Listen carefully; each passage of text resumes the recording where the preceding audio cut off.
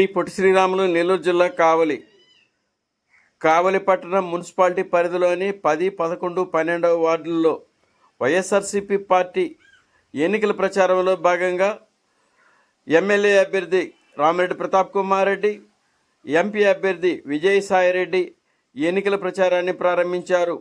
పై ఎన్నికల ప్రచారంలో రాజ్యసభ సభ్యులు బీదా మస్తానరావు యాదవ్, మాజీ ఎమ్మెల్యే కాటంరెడ్డి విష్ణువర్ధన్ రెడ్డి ఎన్నికల ప్రచారాన్ని ప్రారంభించారు.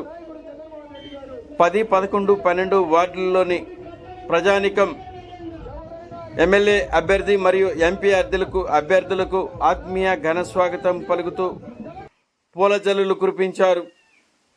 పై కార్యక్రమంలో వైఎస్ఆర్సీపీ నాయకులు ఆనందోత్సవాల నడుమ ఎన్నికల ప్రచారాన్ని ప్రారంభించారు.